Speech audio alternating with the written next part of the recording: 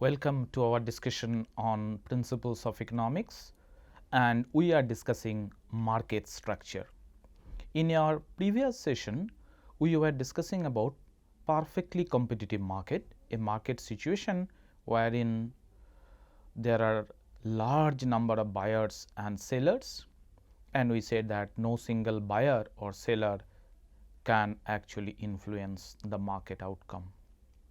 And the price and quantity determination in a perfectly competitive market was following this rule, where we said that P equals to MR equals to MC. This was the rule that we followed. So, basically the pricing rule in a competitive market is called marginal cost pricing, because you see P equals to MC. Since P is exactly equals to MC, this is known as marginal cost pricing. Marginal cost pricing.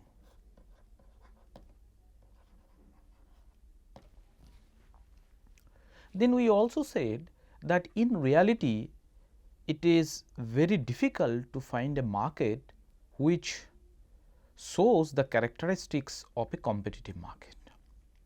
So, that means perfectly competitive market does not exist in reality, even though we have cited agricultural market, market for agricultural goods and services, and stock markets. They are closely related to perfectly competitive market, but they are not exactly perfect competition. In a sense, what we are talking about, that there are infinite number of buyers and sellers, and no single buyer and seller can actually influence the market outcome.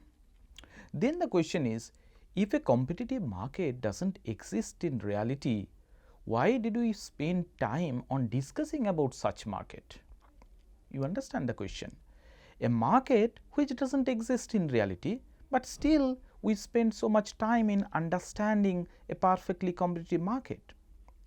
The answer is, perfectly competitive market you can think of an idealistic situation. Okay? So, competitive market is an idealistic situation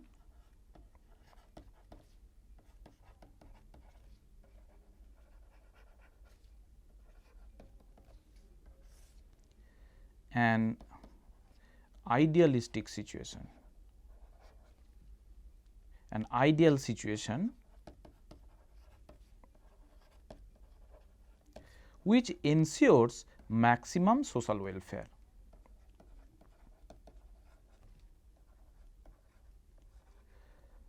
That is why we said this is idealistic market. So, in this market, since price is equals to marginal cost, no single seller has any control on the market outcome. That means firms does not have any market power. Firms, they do not have market power.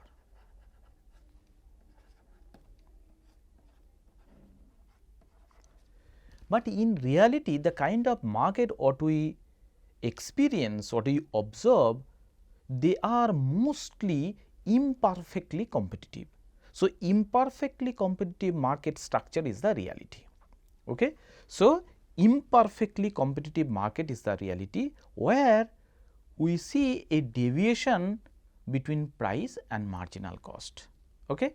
So, price happens to be higher than the marginal cost. If that is the case, then we say that this is a market with market power.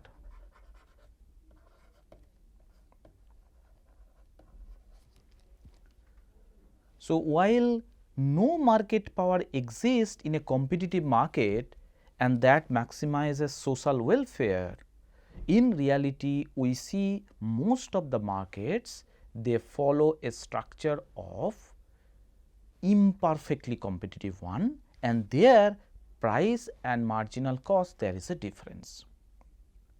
Higher the difference between price and marginal cost, greater would be the degree of market power. More the price deviates from marginal cost, higher would be the market power. That is what we said, right. And market power is actually measured by P minus MC divided by P. This is called this is a measurement of market power, measurement of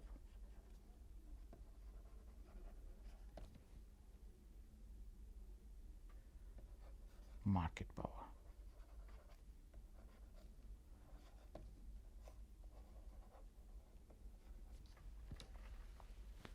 Right. So, obviously, then why we have discussed competitive market? To understand a particular market, how much it is deviating from the idealistic situation, so that we can understand how much the social welfare is deviating from the maximum one. Okay, is it clear? Perfectly competitive market gives you maximum social welfare. However, that market does not exist in reality. In reality, we get the market which are imperfectly competitive, and in imperfectly competitive market forms, they have some kind of market power. And the moment they have market power, social welfare that emerges from that type of market is actually not the maximum one. And we economists, they define market power by P minus MC over P, because the deviation of price from marginal cost is actually the origin of the source of market power, because marginal cost pricing is the idealistic situation that happens in competitive market. That is why we started our discussion with a competitive market. Now we will discuss the imperfectly competitive market one by one. So, a perfectly competitive market is the one, is you can think of one extreme form of market structure, wherein you have, let us say, this is perfectly competitive market, perfectly competitive market. And the other extreme, that means you have n number of buyers and sellers in a perfectly competitive market. Let us talk about the number of sellers. So many number of sellers, they sell a very small amount of quantity in this market, which is the extreme form of market structure. The other extreme is called monopoly.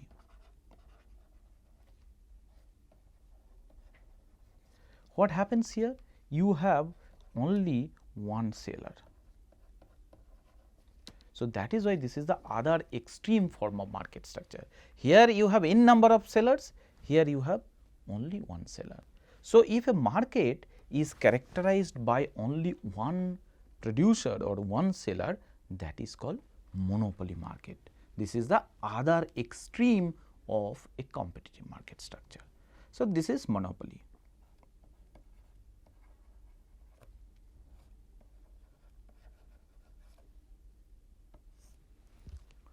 First of all, what are the reasons for monopoly? There are several reasons. First of all, a single firm, see, in perfectly competitive market, we said that free entry and free exit. So, obviously, if you restrict the entry, then the market will become a restricted market or imperfectly competitive market, and that is why entry restriction is the reason for monopoly. Is quite logical. If free entry gives you perfect competition, restricted entry will give you monopoly, some kind of monopoly power, right. So, there are several reasons for which you can get entry restriction or entry barrier. Let us say that ownership of the input is one such. Ownership of input.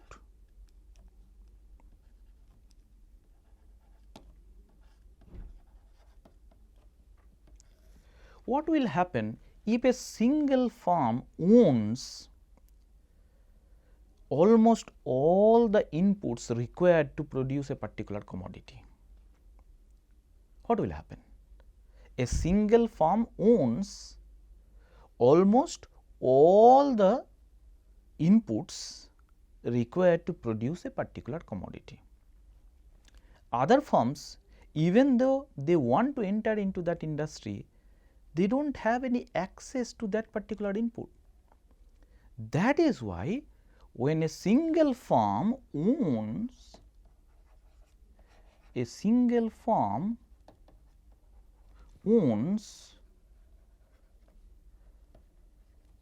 the entire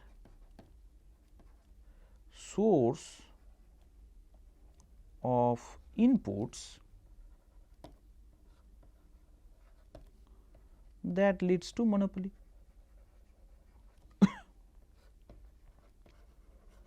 So, entry is restricted because other firms, they do not have access to inputs. Okay? So, in absence of the access of inputs, other firms are restricted to enter, and that is one of the reasons for monopoly market to arise. One classic example is the diamond market. Okay? De Beers is a company which owns the entire source of diamond,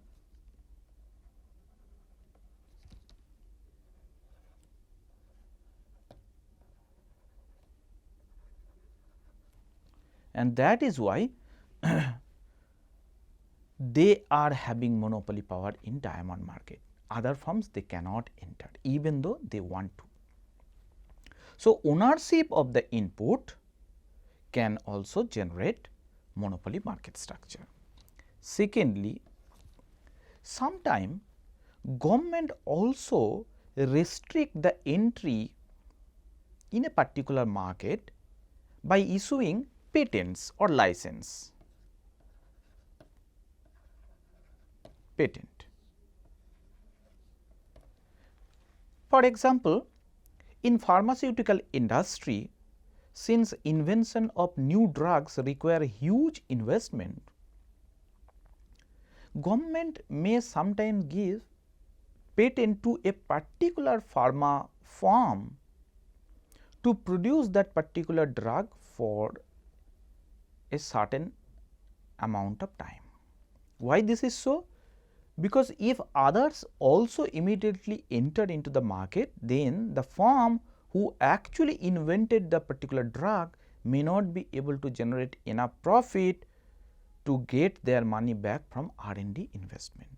So, patenting is also one source of monopoly power, but at the end of the patent period, when the patent expires, then other firms can also enter and the degree of monopoly will go down.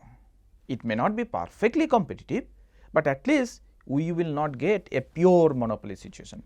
Please keep in mind, even though monopoly indicates only one seller, that is called a pure monopoly when there is one seller. But even if there are limited number of sellers, that is also a kind of monopoly power. Monopoly means you have some kind of control over the market outcome, that is called monopoly power or market power. Okay? So, we do not always mean monopoly by only one seller. If it is one seller, then it is called pure monopoly. Otherwise also, whenever firms have some kind of market power in a particular market, we call that market also a monopoly market with some amount of monopoly power.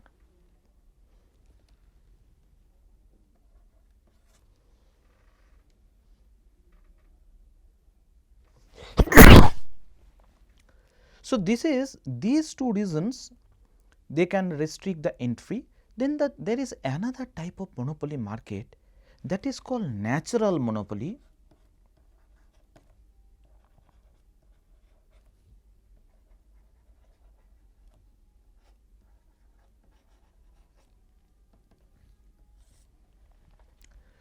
That natural monopoly arises because of the structure of the cost function, particularly long run average cost function that prevails in a particular industry.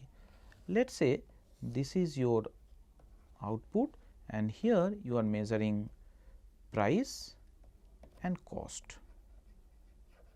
Let us say that a particular industry exhibits long run average cost curves which is continuously falling for a large range of output. So, that means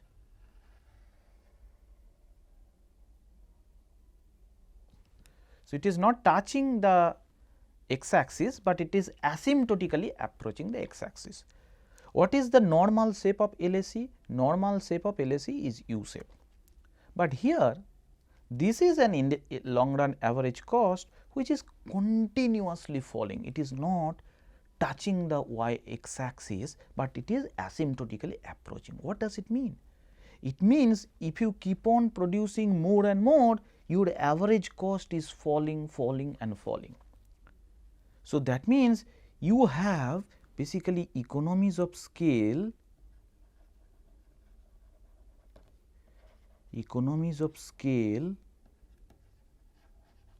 for a large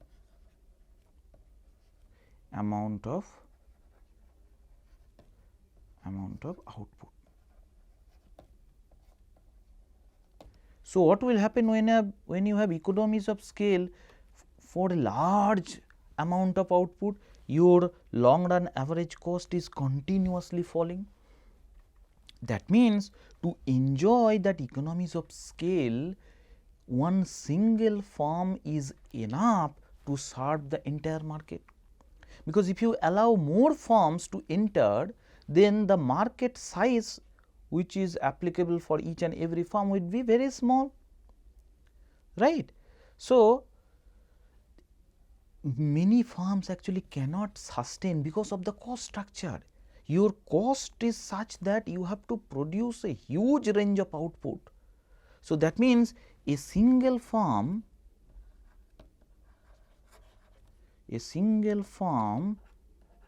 should actually serve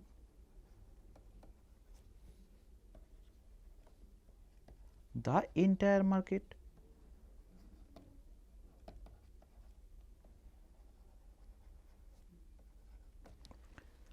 If you allow many firms to enter into the market, so each firm will serve only a small market share, and in that small amount of output that would be allotted to a single firm, they cannot enjoy that economies of scale, cost of production would be too high, price would be too high, they cannot sustain actually. Okay? So, that is why it is economical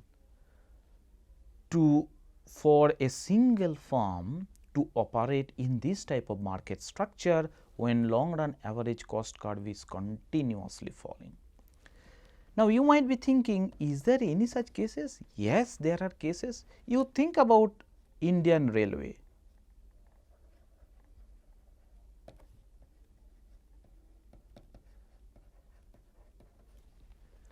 So, one single firm is serving the entire market, because long run average cost curve is falling, and as a result of which, unless you produce that much, you cannot get your investment back.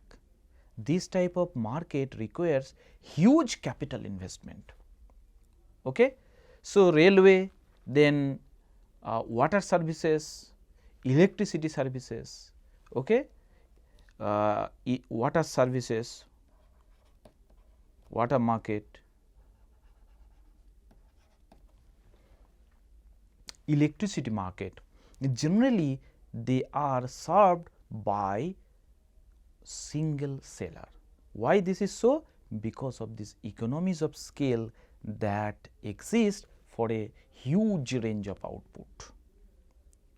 So, these are the three reasons for monopoly to arise, either through ownership of inputs or through patents or through natural monopoly due to long run average cost curve continuously falling. Now, you might be thinking, if this is the case, that means when there is one seller or very few seller, let us talk about a pure monopoly, there is one seller, what should be the demand curve? Demand curve for a monopoly. So, you might be thinking, since there is one firm, the firm can charge any price and quantity demand will not change. So, demand curve should be vertical, is not it? In a monopoly market, demand curve should be vertical, because even if quantity is not changing, the firm can charge any price, but that idea is wrong. Demand curve is not vertical in a monopoly market. Why this is so? As I told you earlier, you can think of monopoly as a single firm industry.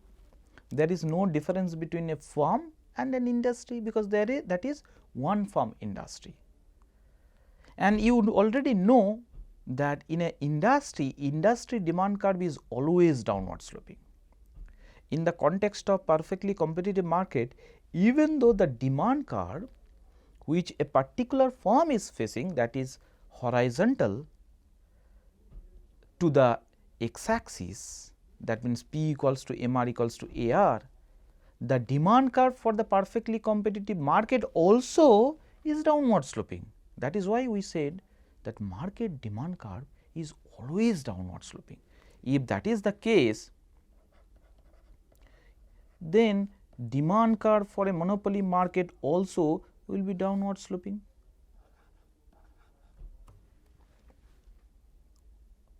Right? Okay. What should be the MR curve? That is something we need to know. To derive the MR curve given the demand curve, a single mathematical tool will help you, a simple mathematical exercise. Let us assume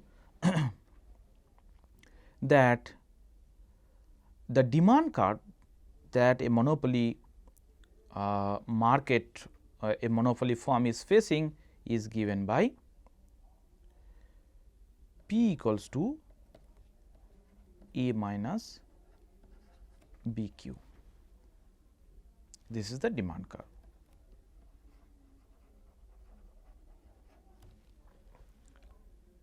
If this is the demand curve, what should be the total revenue? Total revenue should be P into Q equals to AQ minus BQ square. Now, if you differentiate this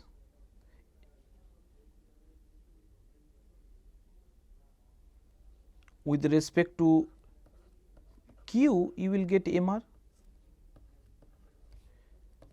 So, you will get A minus 2 BQ. Okay. So, that means I can write the MR function as A minus 2 into BQ. Now, you compare the demand curve P equals to A minus BQ, and this is MR is A minus 2 BQ. What is the slope of the demand curve? Slope of the demand curve is minus B, slope of the MR curve is minus 2B.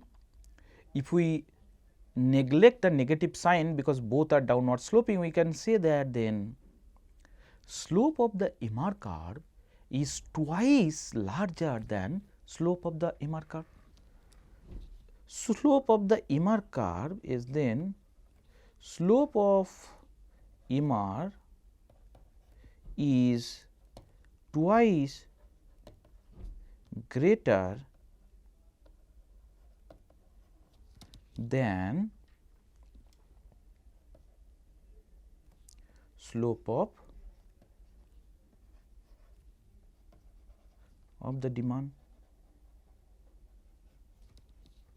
curve. So, that means we can say that MR curve is twice steeper. If slope is more means the curve would be steeper. So, it would be twice steeper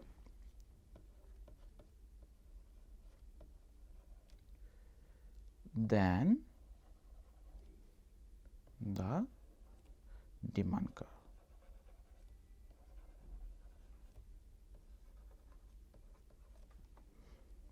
Okay.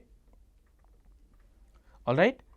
So, then if this is the demand curve, how will you draw the MR curve? You make a midpoint so that it would be twice steeper. So, this is the MR curve, which is almost twice steeper than the demand curve, right. Let us now assume that, so now you know demand and you know MR. Let us now talk about equilibrium.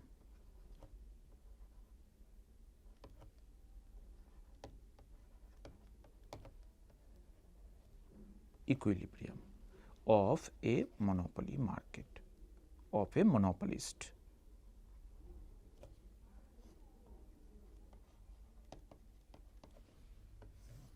Equilibrium of a monopolist.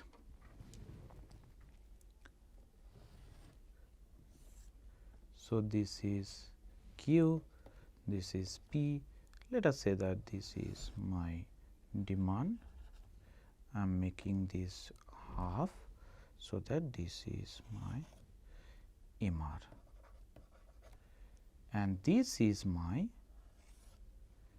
MC. Okay. Now, where should be my equilibrium point? If you recall, equilibrium condition for any market is same. Irrespective of the market structure, equilibrium condition is same, and that comes from that one of the 10 principle rational people think at the margin. Then can you tell me what should be the equilibrium condition when the market structure is monopoly? Basically, MR equals to MC. That is the equilibrium condition. See, I have not brought price over here. In a competitive market, equilibrium was P equals to MR equals to MC in the short run and P equals to LAC in the long run. When I am talking about monopoly market, MR equals to MC is still valid, because that is the marginalistic principle that each firm will try to follow.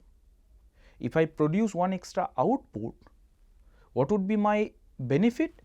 Marginal revenue. What would be my cost? Extra marginal cost. As long as MR is greater than MC, the firm will keep on producing and the firm will stop at a point where MR equals to MC is achieved, right. So, following this logic, this is basically the equilibrium point. Okay. So, this is the equilibrium output Q star. I am writing this as QM. What should be the price? You might be thinking price should be here PM, but no, price should not be PM, because if you do so, you are trying to determine price from the MR curve, isn't it? So, this is wrong. Price should never be determined from the MR curve, rather price should always be determined from the demand curve. So, we have to extend this point up to the demand curve to determine the price. So, this is not the price.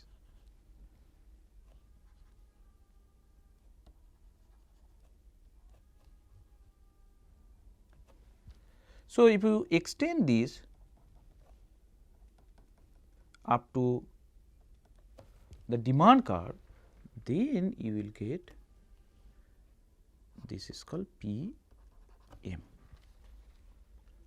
Okay. So, equilibrium level of output is Q m and equilibrium price is P m. This is the monopoly equilibrium, right. Now, the question is, can we compare the equilibrium condition of a monopolist and equilibrium condition of a perfectly competitive market, so that we can understand by deviating from a competitive situation how much we are losing in terms of social welfare, because ultimately that is the objective of discussing different form of market structure, how much we are deviating from the ideal situation. So, the social welfare, how much it is deviating from the maximum social welfare, that is the policy relevant question we are trying to understand. So, in a perfectly competitive market, the condition was P equals to MR equals to MC, that is called a competitive situation, competitive market.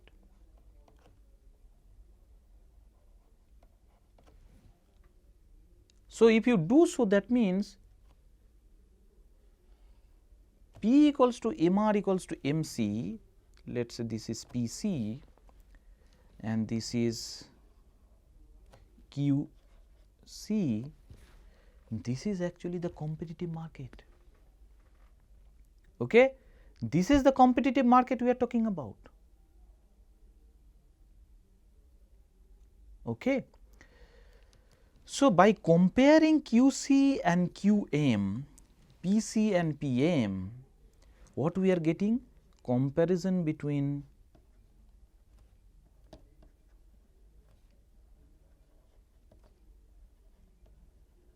competitive market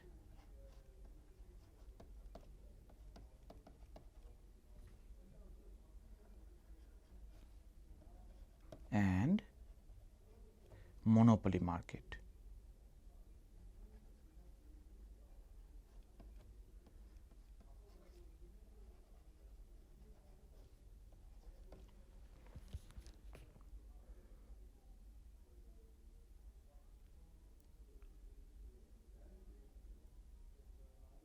Okay. So, if you compare, we can see that price of a monopoly market is higher than price of a competitive market. At the same time,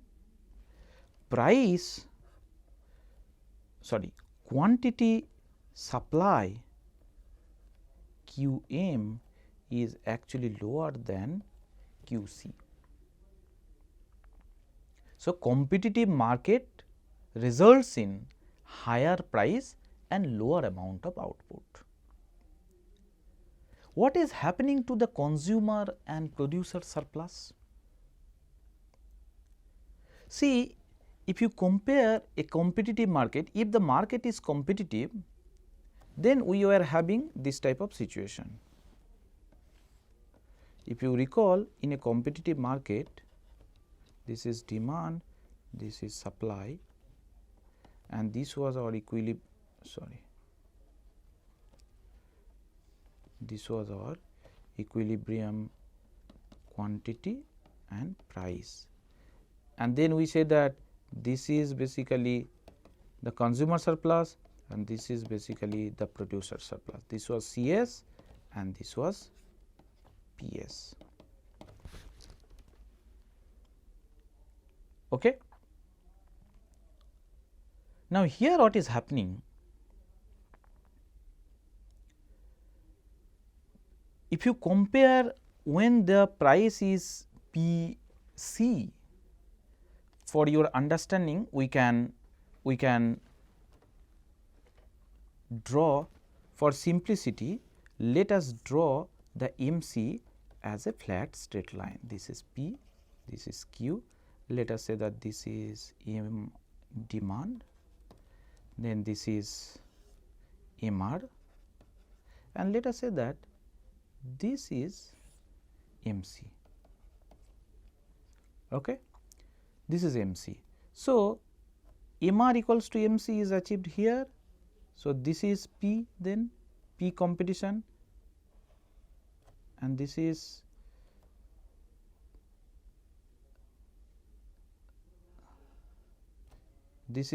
Q competitive market, and this is MR equals to MC is achieved here. This is monopoly market, and this is your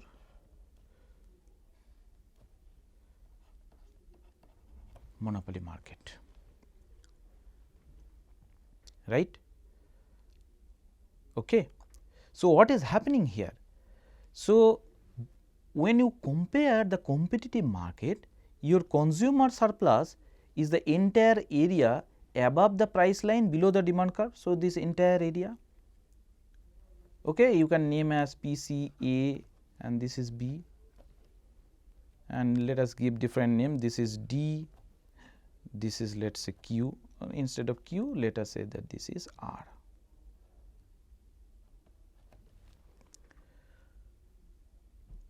Okay. So, in a competitive market, consumer surplus is the entire area, that means the triangle PC and then A and B. Okay. That was the consumer surplus. And what was the producer surplus? The entire area which is drawn below the price line, okay, above the supply curves. So, this entire area, and there is no this entire area is actually the consumer. So, the triangle is the producer surplus, and there is no deadweight loss. Okay. Now, what is happening? The moment you allow monopoly to arise in that market structure, look at here, monopoly is price is this, quantity is this, that means the total revenue is this.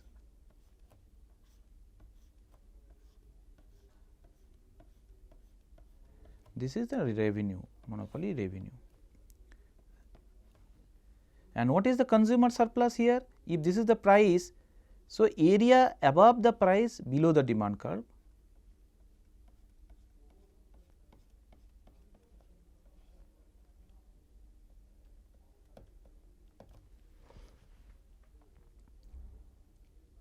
All right. Now, you see that an area which was earlier consumer surplus, the producer is able to take that surplus back. So, that means a portion of consumer surplus, a portion of a portion earlier, you look at the consumer surplus, this was the consumer surplus in a competitive market, right. And producer surplus was this much, this entire triangle. In case of monopoly, this is the consumer surplus, producer surplus is this triangle. Okay. So, that means a part of producer surplus is actually lost, a part of consumer surplus is also lost in the process. That is why monopoly market created deadweight loss. Okay, created a deadweight loss. You understand what I am saying?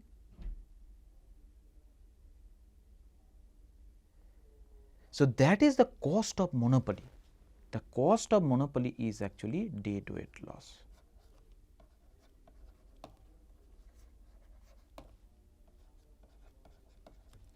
Okay. So, what is the cost of monopoly?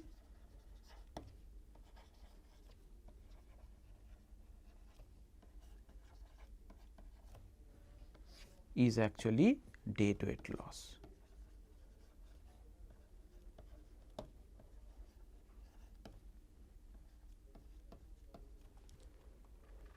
If you compare the competitive situation with the monopoly, you can easily understand. In case of competitive market, we have discussed earlier also with standard demand and supply. This is the producer surplus, this is the consumer surplus. If you take the summation of these two, that is the social welfare. And since there is no deadweight loss, we said the competitive market produces maximum social welfare. But here in the context of monopoly, what is happening?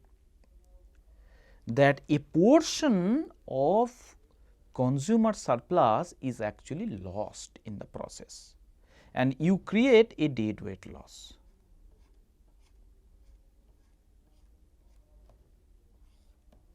DWL.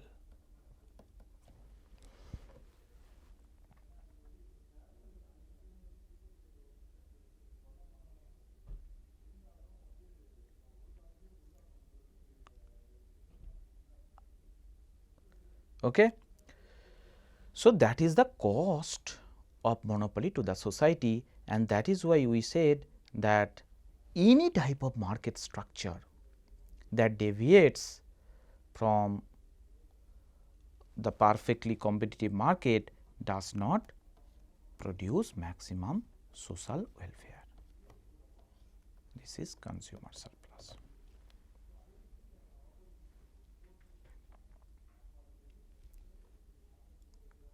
Okay.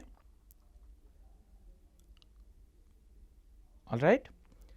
So, this is how we have defined the cost of a monopoly in terms of the deadweight loss that arises in this type of market structure. Now, once we know the equilibrium, let me draw the equilibrium once again.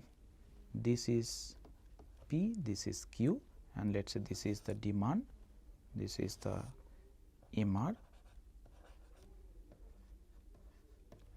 and this is the MC,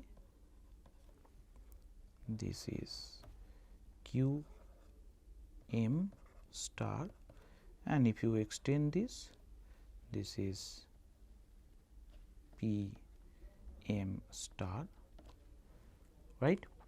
Now, the question is this point on the demand curve, let us say this is point A. This is where the monopolist is operating.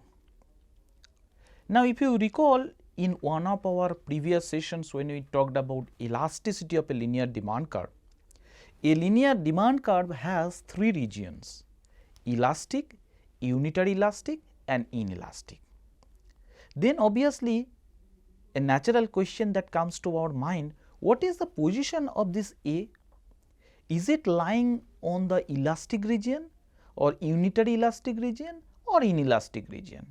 So, that means indirectly I am asking the question, where should the monopolist operate? Where should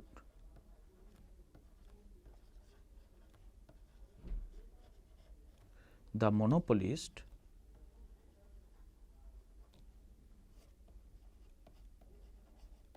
operate?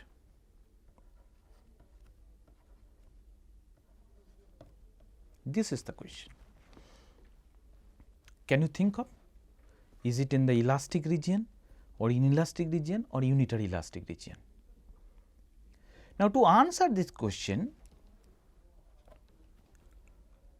we have a nice relationship between marginal revenue, price and elasticity of demand. What is that relationship? Please remember this relationship. MR equals to P into 1 by 1 upon E, where E is elasticity of demand.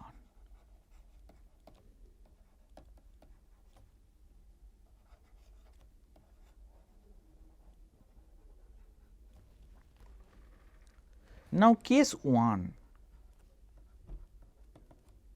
let us assume that monopolist is operating in the inelastic region of the demand curve. So, that means E is less than 1. If E is less than 1, what should be your MR? Let us say this is half. So, 1 by half means 2, and then your MR would be negative, right. And then case 2, E is actually greater than 1, that implies MR is positive, right. And if E equals to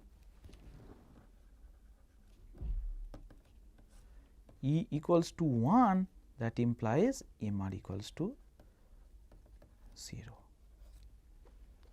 Now, you can easily understand where should the monopolist operate, where it gets the positive marginal revenue.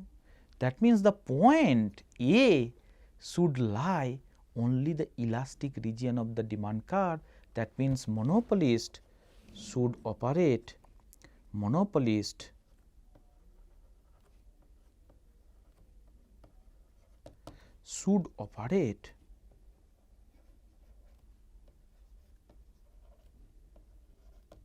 in the elastic region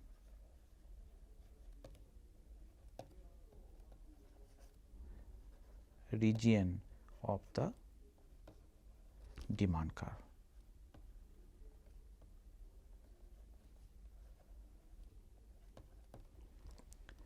Now, logically, if you think, even if the monopolist starts operating in an inelastic region, in inelastic region what happens? If the monopolist increases the price, quantity demand will fall, but less than proportionate. Okay. So, total revenue will increase. That is why monopolist will keep on increasing the price, is not it? Let us assume, to start with, monopolist start here. Let us say start here, this is the point. In this case, E is actually less than 1. So, if you increase the price, quantity demand will fall, but less than proportionate, and total revenue will increase, and monopolist will increase the price further, and then monopolist will end up reaching a point which would be elastic. In elastic region, if the monopolist tries to increase the price further, then quantity demand will fall more than proportionate, total revenue will fall, and then monopolist should actually stop there. So, this is actually the mathematical and intuitive logic why the monopolist should operate always in the elastic region of the demand curve. That means, equilibrium point must lie in the elastic region, because inelastic region means still there is some chance for the monopolist to change the price upward. Monopolist will try to increase the price. Okay. So, we have discussed about monopolist demand, we have discussed about monopolist equilibrium, we have also talked about monopolist cost to the society, the deadweight loss. But one thing we have not discussed, what should be the supply curve? Supply curve for the monopolist.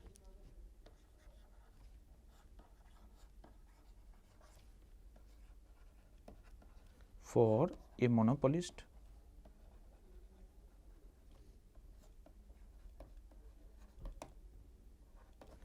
The answer is, it does not exist.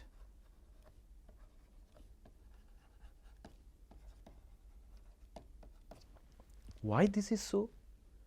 Because what is supply function or what is demand function? Supply or demand, they are basically a relationship between price and quantity. Okay? There should be a one-to-one mapping between price and quantity to get a function.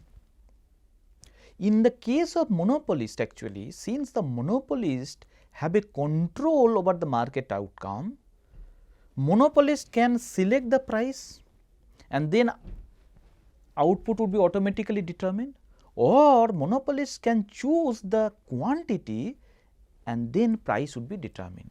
So, monopolist can choose either quantity or price, and then the other thing will be automatically decided. So, that means there is no one-to-one mapping between price and quantity, and that is why supply function does not exist in the context of a monopolist, because it has control. Okay? It is not coming from the functional relationship. Monopolist is determining either the price and then quantity is determined, or quantity and then price is determined. That is the reason why the supply function does not exist in the context of a monopolist. So, that means one thing we have learned, that monopolies means a market structure where firm enjoys some kind of market power determined by P minus MC over P. Higher the deviation, higher is the market power. Higher is the market power, higher would be the deviation from maximum social welfare. That is why government should intervene to ensure that nobody enjoys any monopoly power unnecessarily. Okay? Government has to intervene and protect the market to be monopolized, because monopoly market does not give maximum social welfare. However, there are certain contexts like the natural monopoly, which is arising due to cost function. There actually government cannot do anything, because more number of firms, if they are allowed, then they cannot get the proper price to make profit, they will make loss, and ultimately they have to leave the market. Okay.